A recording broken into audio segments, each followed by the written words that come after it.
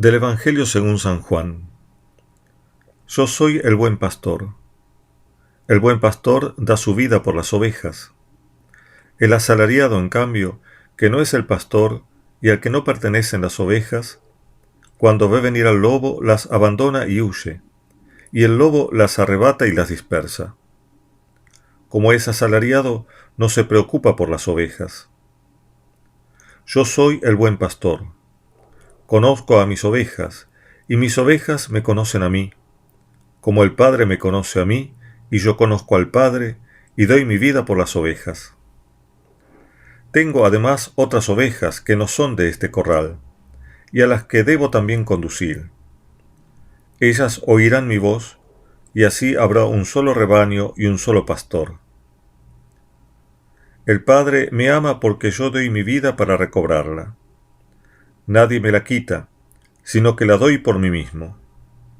Tengo el poder de darla y de recobrarla. Este es el mandato que recibí de mi Padre. La representación del Señor como pastor es la imagen más antigua que se conoce de Él, tan frecuente y habitual para los fieles de los primeros siglos como lo es para nosotros el crucifijo. Aparece al comienzo en las pinturas de las catacumbas romanas y en los dibujos que acompañaban a los epitafios. Más tarde, en estatuas, bajorrelieves, medallones, vasos grabados y gemas. La fuente de inspiración estaba en el discurso del buen pastor, del cual acabamos de oír una parte, y en la parábola evangélica de la oveja perdida y recobrada. La imagen de Jesús como buen pastor lo representa como resucitado y vencedor de la muerte. Él es el pastor bueno, que se ha entregado para rescatar de las fronteras del infierno a la oveja, una entre 100, extraviada por su caprichosa infidelidad, por su falta de amor. La imagen del Señor, buen pastor, habla de su acción redentora, en la que reluce la infinita condescendencia de Dios, su amor misericordioso siempre más grande y más potente que todas las miserias humanas. En el Evangelio, el Señor se define a sí mismo como buen pastor. Él se llama bueno, pero no para indicar su bondad, afabilidad y mansedumbre. El término empleado en el texto griego del Evangelio expresa más bien la calidad de alguien que responde plenamente a su función, y podría traducirse por noble, auténtico, modélico, ideal. Es como cuando, por ejemplo, para calificar a un instrumento como bueno, decimos que es un buen instrumento, es decir, que sirve perfectamente para el fin para el cual lo necesitamos. Decir que el Señor no es solamente un pastor bondadoso, sino el buen pastor, es decir que es el pastor verdadero, el pastor por excelencia, el modelo de todos aquellos que se atribuyen este nombre, el pastor por antonomasia. La figura del pastor es tradicional en la Biblia y procede de una experiencia universal en el Medio Oriente antiguo, como fue la cría de ovejas que se desarrollaba en la estepa entre el desierto y las tierras de cultivo. Era una actividad importante de la organización económica, social, cultural y religiosa de aquellas regiones. El título se aplicaba en principio al guardián del rebaño y también a su propietario, pero de allí pasó a ser un título de nobleza para el jefe de una tribu o clan, e incluso para el rey. La metáfora era clara.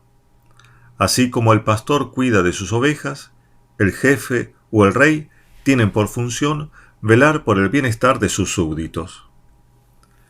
En este sentido, también en Israel se designaba así a los sucesores de David en el trono, y más adelante también a los sumos sacerdotes. Pero la originalidad de Israel radicaba en que a estos hombres el título se les atribuía secundaria y derivadamente, porque el verdadero pastor del pueblo de Israel era Dios mismo, y es con este significado pleno que Jesús se lo aplica a sí mismo. Tres características develan el sentido de esta aplicación. Conoce íntimamente a sus ovejas y es conocido por ellas, que distinguen su voz entre muchas otras y lo siguen con docilidad y confianza. Entrega su vida. Las reúne en un solo redil. En otras palabras, la condición de pastor de Jesús también nos habla de nuestra relación con Él como ovejas. Así, ante Jesús, que se define como buen pastor, nosotros debemos definirnos a nosotros mismos como ovejas. Él ya ha tomado la iniciativa de pastorearnos. Depende de nosotros ahora ser parte, como buenas ovejas, de su redil, dejarse guiar por Él. La iniciativa de Jesús, buen pastor, se expresa con tres verbos: conocer, entregar, reunir. Como buen pastor, el Señor nos conoce. No es un conocimiento genérico y abstracto, sino personal, que llega hasta lo más íntimo de nuestro ser. Él sabe qué es lo que hay en nuestro interior. Conoce nuestras luchas, nuestras miserias, nuestros dones. Sabe de las dificultades que atravesamos a diario. Sabe de nuestras infidelidades y de nuestros buenos propósitos, no siempre realizados plenamente. Conoce más que lo que nosotros conocemos de nosotros mismos.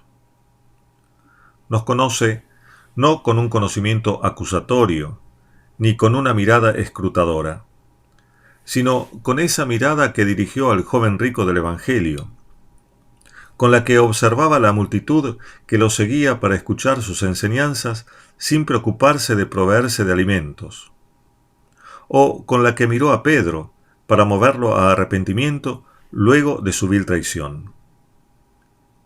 Es una mirada que ilumina y que hiere al desnudar nuestras más ocultas intenciones, pero no para descargar sobre nosotros la furia de su cólera, sino para abrazarnos en el perdón, para infundirnos calor, colmarnos de sus dones de gracia e introducirnos en su paz. Pero además, conociéndonos, nos da la capacidad de conocerlo a Él por la fe. Así, al ser ovejas de su rebaño, reconocemos su voz inconfundible, estando siempre atentos a ella. Distinguimos su voz de la voz de los extraños y lo seguimos solo a Él. Él es nuestro guía, va delante, abriéndonos camino, nos brinda un alimento sustancioso, nos renueva y tranquiliza, nos hace descansar bajo su mirada protectora y providente, nos cuida, nos defiende, nos cura. El Salmo 22, que solemos cantar a menudo, nos ayuda también hoy, aportándonos imágenes del mismo ámbito pastoril. El Señor es mi pastor, nada me falta. El verde de la hierba, el agua del manantial, el camino acertado, la seguridad y el sosiego cuando invade la tiniebla, todo esto y más nos brinda el Señor, buen pastor, que escolta al rebaño por su amor generoso. La contemplación de estas imágenes y la meditación de estas palabras suscitan en nosotros sentimientos de confianza, serenidad, amor, gratitud y alegría. No estamos solos, no andamos sin rumbo.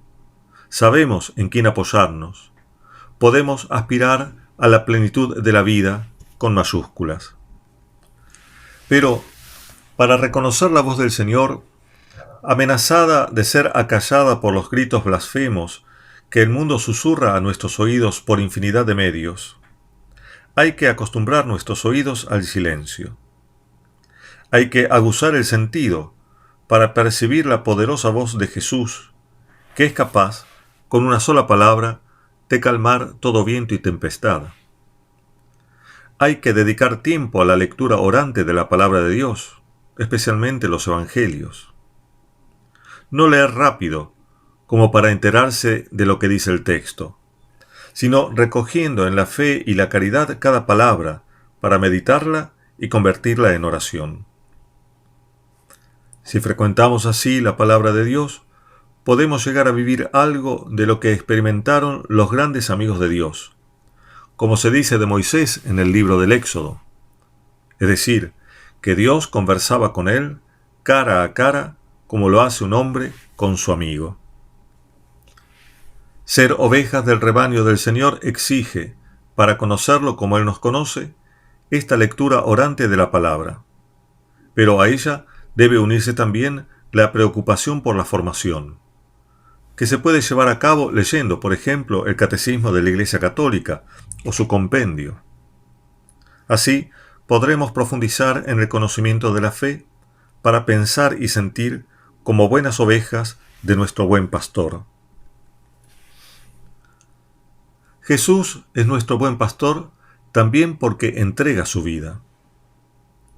La entrega en sacrificio para defendernos del mal, para librarnos del pecado, para purificarnos y vivificarnos con su vida de resucitado. Pero Jesús, buen pastor, no solo entrega su vida por nosotros, también entrega su vida a nosotros. La vida que así nos da, que es vida de gracia, nos convierte en ovejas de su rebaño. Vida nueva, que se expresa en el cumplimiento de los mandamientos. Esta vida, vivida en la observancia de la voluntad de Dios, nos preserva de las enfermedades y muerte espirituales. Nos conduce en medio de los influjos nocivos de un ambiente moralmente viciado o de una moda que arrastra sin dar tiempo a reflexionar. Esta vida que nuestro buen pastor entrega es la que se derrama con abundancia en la Eucaristía. Es la vida que se nos ofrece en los sacramentos. Es la vida que sigue llegando a nosotros a pesar de los obstáculos que los malos quieren poner en nuestros caminos, porque, como buen pastor, el Señor no dejará que nos falte el alimento de gracia que necesitamos. Jesús, en fin, es buen pastor porque quiere reunir en un solo redil a todas sus ovejas, porque a todos los hombres quiere salvar. La división de las confesiones religiosas es un mal. No hay allí una riqueza variadamente diferenciada. Es una división introducida a fuerza de errores y herejías por el padre de las mentiras. Solo Jesucristo es la verdad. Solo en Él está la salvación. El relativismo moral y religioso de nuestra época hace perder de vista esta verdad fundamental. Solo la Iglesia Católica es la verdadera, porque es la que fundó Jesucristo al elegir a los 12 y entregar a Pedro las llaves del reino. Él la engendró de su costado abierto en la cruz, como una nueva Eva. En este redil deben reunirse todas las ovejas dispersas, y por esta intención debemos también rezar siempre. Por gracia de nuestro buen pastor, pertenecemos a este único redil de salvación. Somos hijos de la Iglesia Católica. Hoy en día, su rostro es salvajemente escupido por los rebaños díscolos de los que no quieren reconocer a Jesús como a su Rey y buen pastor. Muchos hijos de la Iglesia han dado pie a esta reacción. Pero no debemos olvidar que la Iglesia fundada por Cristo es santa. Su santidad brilla, por encima del pecado de sus hijos, en la santidad eminente de su fundador, en la santidad purísima de María siempre Virgen, en la santidad silente de San José, en la santidad heroica de la inmensa multitud de mártires y santos, en la santidad de sus medios de salvación, en la luminosidad de su doctrina y en el poder vivificador de sus sacramentos. Debemos sentirnos santamente orgullosos de pertenecer a la Iglesia Católica y no dejarnos intimidar ni cohibir por sus enemigos. Si somos ovejas fieles del Señor, debemos dar el testimonio claro de nuestra pertenencia a la Iglesia y lo debemos hacer con valentía y alegría. También nosotros nos dolemos por el escándalo ocasionado por muchos de sus hijos. pero sabemos que la Madre es santa, y queremos ser hijos santos de esta Madre. Que en esta solemnidad del Buen Pastor, entonces, no nos falte el testimonio valiente de nuestra fe. Es un acto de caridad para con los demás. Cuanto más pretendan recluirnos en la sacristía, más alto debemos gritar nuestro testimonio de fe a los cuatro vientos. Confiemos en la guía providente y sabia de nuestro buen pastor Jesús. Él nos procurará lo necesario para nuestra vida espiritual y material. No vivamos entonces de un modo apocado y egoísta nuestra fe, nuestra condición de cristianos. Ser ovejas del verdadero redil del Señor es una vocación. Esta es nuestra vida. Entendámosla entonces como una vocación. Todo lo que hagamos en esta vida, el trabajo que obtengamos y la profesión que elijamos y ejerzamos, no puede ser un simple medio para ganar dinero, progresar y llegar eventualmente a ser alguien importante. Todo ello debe ser puesto al servicio de nuestra vocación cristiana, que no es otro que la santidad. Particularmente, hay dos vocaciones dentro de la vocación cristiana fundamental que deben ser especialmente objeto de consideración y oración. La vocación sacerdotal y religiosa. Son vocaciones en disminución en los tiempos actuales y, bajo cierto aspecto, puede entenderse. El mundo, anestesiando toda aspiración a la generosidad y el heroísmo, conspira eficazmente para que los jóvenes no abracen este ideal de vida. Pero esa oposición nunca será más fuerte que la fuerza del llamado de Dios, que sigue convocando todavía hoy. Porque sin sacerdotes no habrá sacramentos, sin sacramentos no hay salvación. La meta del sacerdocio y de la vida religiosa es una meta heroica, hoy tal vez más que nunca. Servir al Señor en la entrega incondicional y total de la propia vida es el estado de vida más elevado que se puede abrazar. Cada uno deberá escudriñar en su corazón qué es lo que Dios le pide y, sin temores, responder confiadamente a su llamado. Desde los orígenes, el cristiano se entregó y se consagró a Cristo. Muchas mujeres y varones jóvenes consagraron a Cristo su virginidad y se entregaron al servicio de la predicación del Evangelio, a la atención de los enfermos y los pobres, a la educación de los niños, a todas las obras de misericordia. Las vocaciones, sin duda, son obra de Dios. Él es quien llama, cumpliendo la promesa formulada por el profeta Jeremías. Les daré pastores según mi corazón. Pero el Señor toma las vocaciones del rebaño, de la misma comunidad cristiana.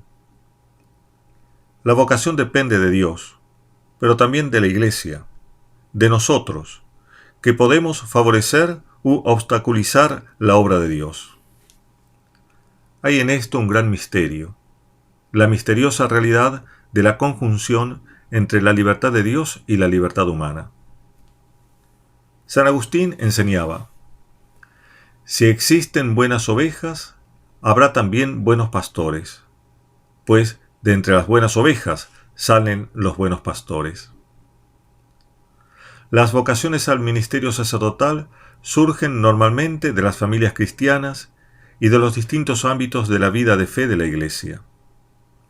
Es siempre Dios quien da la gracia, delicada e íntima, del llamado, pero lo hace a través y en el seno de la vida de la Iglesia, valiéndose de su mediación. Los buenos pastores dependen de la bondad y calidad de la vida cristiana en la Iglesia. Rezar por el aumento y la santidad de las vocaciones al sacerdocio ministerial y a la vida consagrada en general es necesario, porque así lo mandó el Señor, pero no es suficiente. También hay que tratar de ser buenas ovejas, de llevar una vida cristiana plena, porque solo un buen cristiano puede llegar a ser un buen pastor. Las causas de la disminución de las vocaciones al sacerdocio y a la vida consagrada pueden ser múltiples. puede haber deficiencias en el conjunto de acciones que conforman la llamada pastoral vocacional. También puede deberse a que las familias cristianas son cada vez menos numerosas y no son ya ámbitos efectivos de transmisión de la fe, de manera que no hay muchos jóvenes que participen de la vida de las parroquias, truncándose en ellos el itinerario de la formación espiritual y apostólica que los prepare para ser discípulos entregados al Señor. Es un hecho también que la identidad católica de muchos de nuestros colegios es floja y a veces inexistente. Por otro lado, la cultura actual impone un divorcio entre la fe y una vida que sigue criterios y modas incompatibles con las virtudes cristianas y con la gracia de la caridad.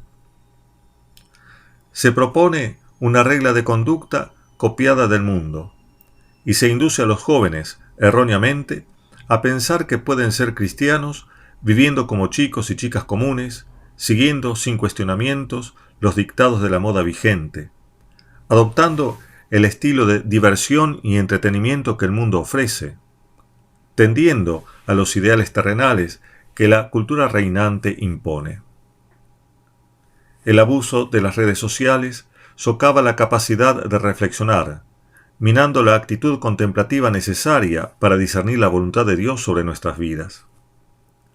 La falta de diálogo en las familias, impedido por el palabrerío incesante de una televisión siempre encendida, colabora eficazmente para sumergir a los jóvenes en una vida individualista y egoísta.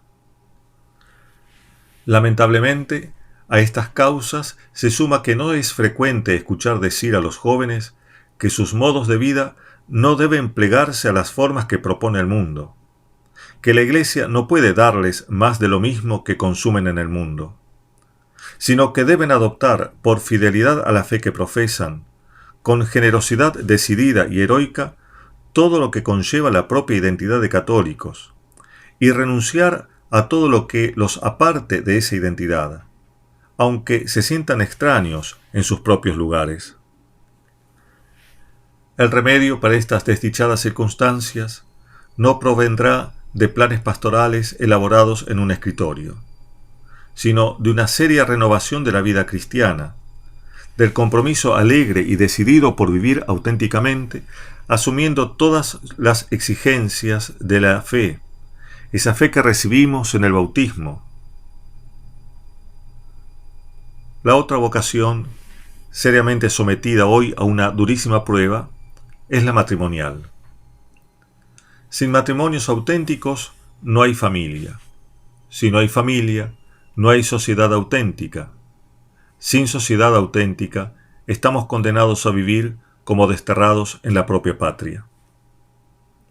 Todo joven, varón y mujer, debe cultivar, como una vocación, su inclinación al matrimonio y prepararse en el noviazgo con respeto mutuo y con pureza de corazón para asumir con amor verdadero, sólido, entregado, generoso y heroico, no con pasión momentánea y egoísta, la misión de esposos y padres, de fundadores de esa pequeña iglesia que es la familia. La vocación matrimonial es elevadísima. No por nada refleja la entrega de Cristo a la iglesia. Pero hoy se ve seriamente amenazada por la cultura del hedonismo lujurioso, promiscuo y consumista. Un padre y una madre no se improvisan. No pueden ser el resultado de un encuentro casual e irresponsable. El producto de una actitud egoísta que hace de los hijos medios para la propia realización personal. La paternidad y la maternidad no es una cuestión meramente biológica, es fundamentalmente espiritual. Para ello hay que prepararse concienzudamente, entrenarse para la abnegación y la renuncia, apartándose de los falsos criterios de libertad que ofrece el mundo y entregándose de lleno a la observancia de las exigencias evangélicas, las únicas que garantizan la verdadera bienaventuranza. Culmino esta reflexión con este soneto de Lope de Vega que dice así: Pastor que con tus silbos amorosos me despertaste del profundo sueño, tú que hiciste callado de ese leño, en que tiendes los brazos poderosos, vuelve los ojos a mi fe piadosos, pues te confieso por mi amor y dueño, y la palabra de seguirte empeño, tu dulces silbos y tus pies hermosos. Oye, pastor, que por amores mueres, no te espante el rigor de mis pecados, pues tan amigo de rendidos eres. Espera, pues, y escucha mis cuidados. Pero, ¿cómo te digo que me esperes, si estás para esperar los pies clavados?